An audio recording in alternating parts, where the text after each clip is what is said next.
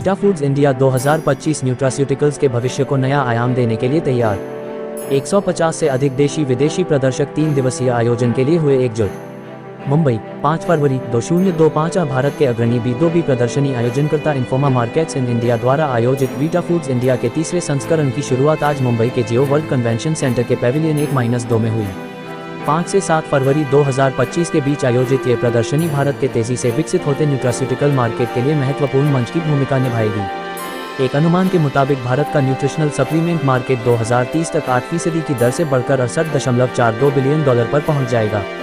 ऐसे में Vita foods India इस क्षेत्र में इनोवेशन एवं अवसरों को बढ़ावा देने के लिए महत्वपूर्ण प्लेटफॉर्म की तरह काम करेगा।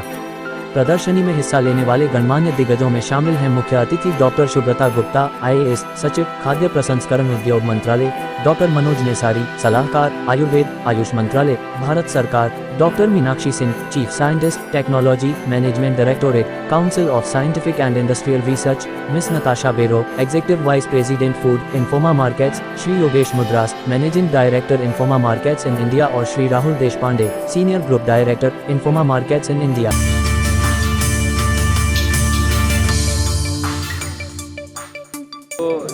ये वीटा फूड जो शो है जो हमने 3 साल पहले लॉन्च किया था, ये आई थिंक एक बहुत छोटे पैमाने पे लॉन्च हुआ था।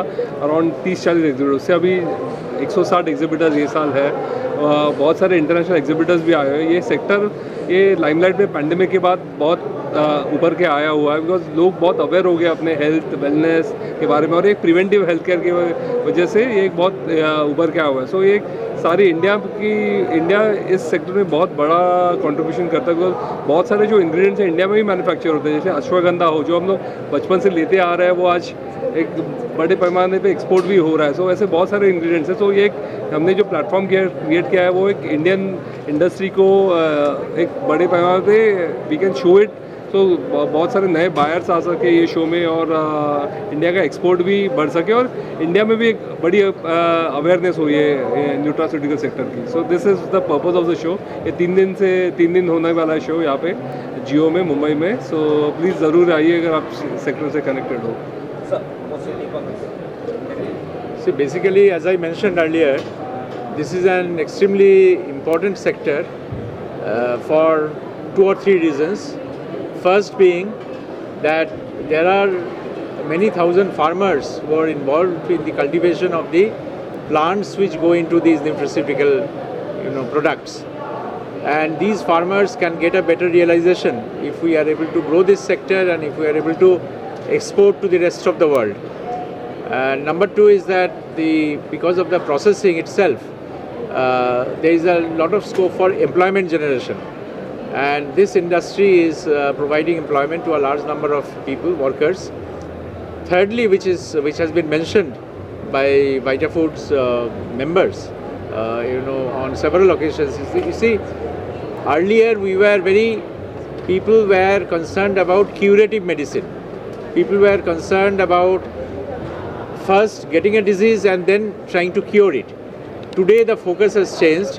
Today people are more and more shifting towards preventive medicine. So how do you improve your lifestyle?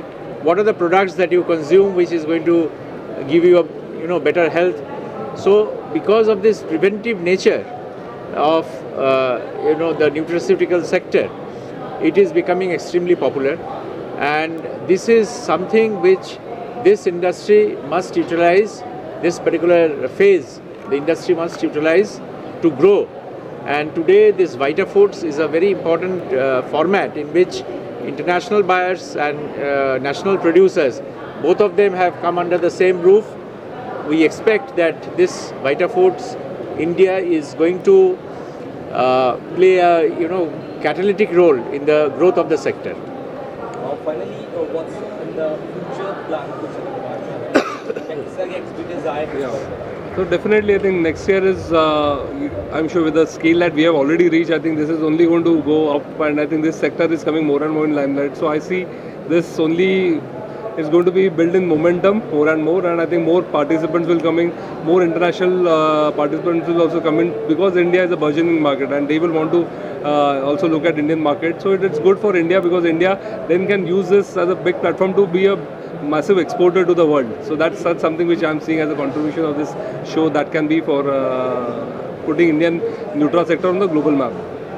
Thank you. And we also, since we are the Export Promotion Council of the Government of India under Department of Commerce, we also participate in Vita Foods Europe and other shows of Informa markets, which are supply side based, and food ingredients Europe.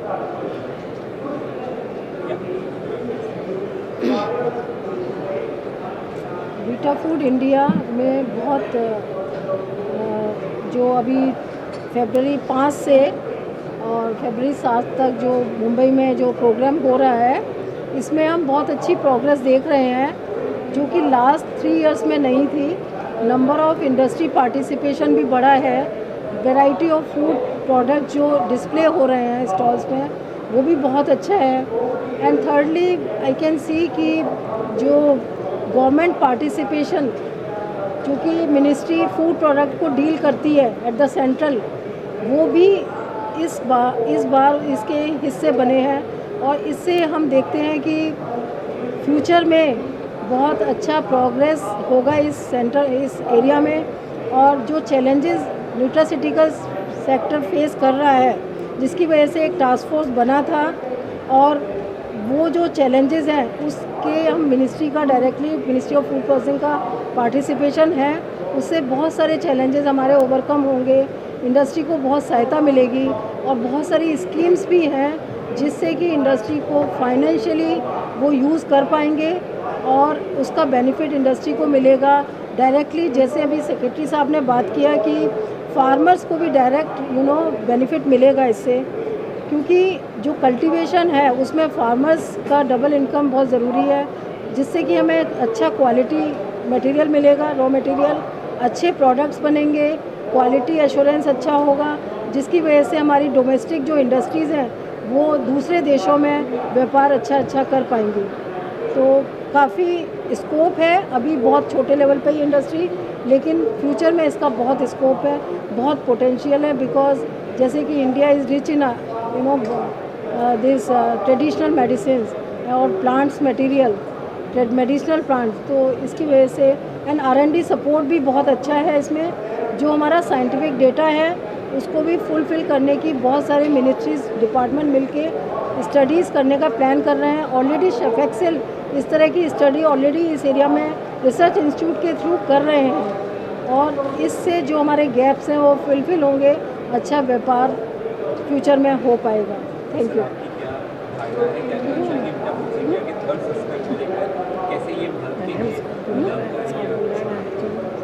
Yeah. Vita Foods, this is the third year I think of their thing, and I've been coming here. This is mainly for the Indian market. Some of the importers are also coming in, but what I see difference in these 3 years is, one is that is expanded, that everybody knows, but nowadays a lot of companies are innovating and there are, I can see a lot of formulations now. The end products, they are being here on the stalls. So India is progressing in that sector. Up till now, India was mainly exporting only the bulk extracts, but now I think with this technology is developing and people showcasing it here, they'll get the market for the finished products also. Thank you. Namaskar. Thank you.